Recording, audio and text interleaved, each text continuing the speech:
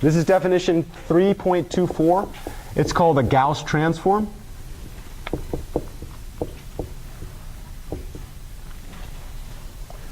We're going to say let n and k be an element of the natural numbers.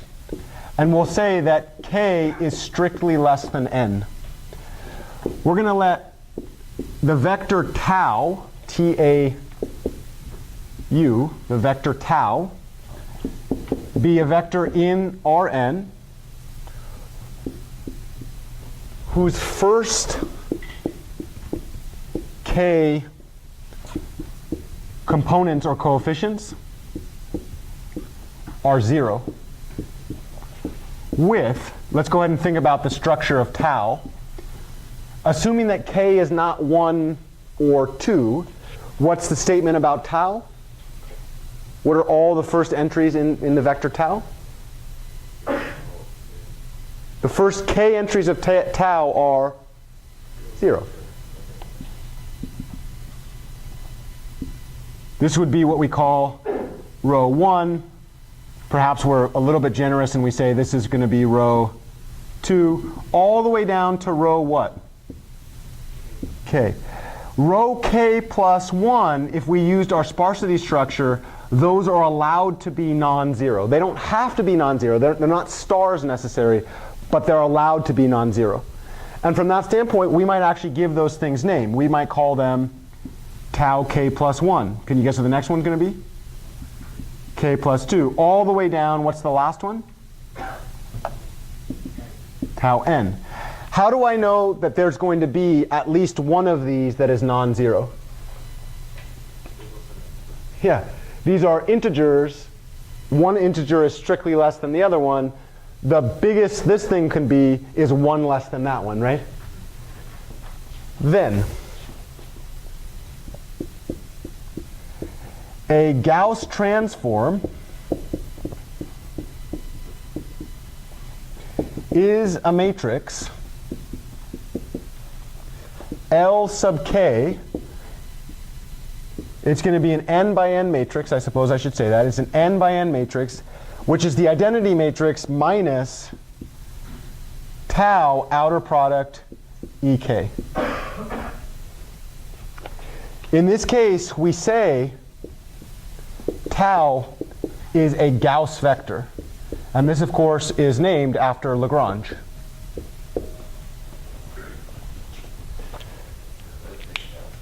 No, this is named after Gauss. It would be cool if that was his name. Am I over here next or over there next?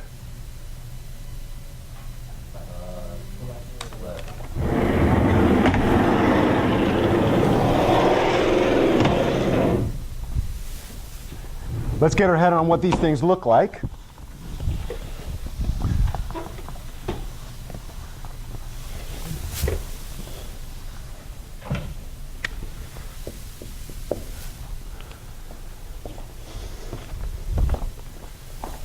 Take an example, and we'll let, in this case, n equal to 5, I think we've been doing. And we'll say that k is equal to 2. And then we're going to need a Gauss vector. What's the one condition on the Gauss vector? What must be true? The first how many? 2. And then in this case, we could just do random numbers. They're not going to be random when we actually do this. -1, 4, perhaps. Then, let's go ahead and look at what L sub k is. In this case, what's the value of k? 2. What did we say about the straight definition of a Gauss transform? How did we do that?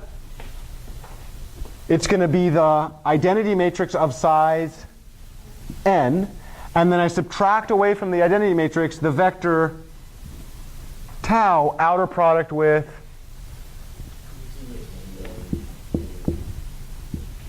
transpose. Let's go real slow here. I sub 5 minus tau outer product with E sub 2 transpose.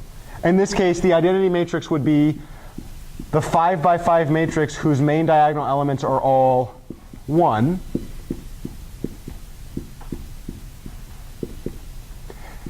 Here, tau would look like 0, 0, 2, -1, 4. E sub 2 transpose would look like what? Let's go ahead and calculate that thing out. So now I've got my identity matrix, and this is one way that a lot of linear algebraists will save time, Justin, is they'll just write it like that. And then some people do this thing where they just write big zeros there. When you've written, I don't know, 30,000, 40,000 matrix entries, maybe you'll get there. If I can do it, you can do it better, right?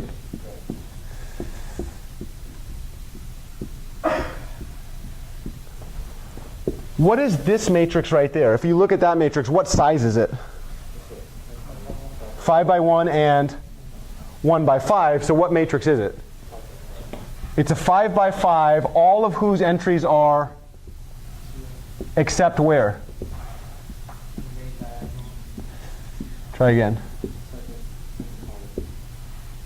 Yeah, do you want to have your column vision on or your row vision on? Row vision? No, I'm down with, I like row vision. Row vision's kind of cool.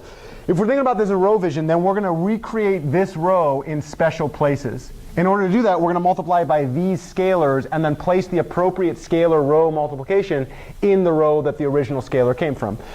This scalar right there, what row is it in? Row 1. Its value is 0. So if I multiply 0 by this thing, the product is going to go in row. Now I'm confused. Row 1. What would that row look like? All zeros. Dunk. What about the second one? All zeros. What about the third one? I'm going to get a copy of the row 0, 1, 0, 0, 0. I'm going to put that copy in row 3, and I'm going to scale the entire row by 2. So what would that row be? Let's go down to the next one.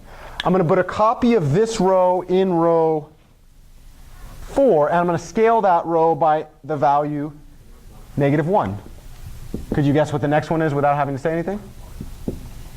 Now what?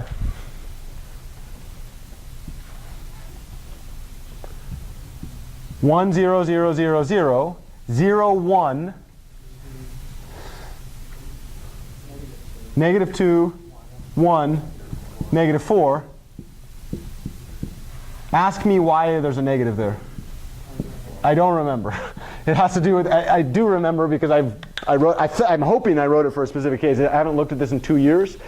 I think it has to do with the fact that when we do Gauss transforms, we're going to use ratios of, this is pivoting. This gets into a very, very popular strategy called pivoting. We're going to use ratios of the subdiagonal elements of whatever rows we're trying to cancel out. And then what we'll do is we'll try to negate those. So this has to do with an algebraic property that comes later in the class. It's non-trivial. Let me ask you this. Could you describe this matrix for me using the stuff that we did in lesson 8? What type of matrix is that? It is lower triangular, but it's not just lower triangular. It's not strictly lower triangular. If it's strictly lower triangular, what must be true about the diagonals? All zeros. So it's definitely not strictly lower triangular, but good guess. What's true about all the values on the diagonals? They're all 1. Do you remember what we called lower triangular matrices whose diagonals were 1? Starts with a U. Unit lower diagonal matrices. This is called a unit lower diagonal matrix. You can also call that a Gauss transform. Wouldn't it be fun if I tested you on this?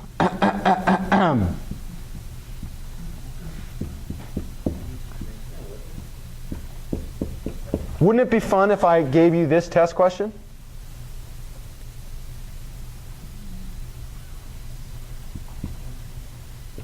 Everything you do is fun, Jeff. Oh, thanks, y'all. Show that this matrix is a product of 3 shear matrices. That's a test question, right? We haven't gotten there yet. I have to, in order to do this, I have to earn this, and that's what I'm hoping to do today.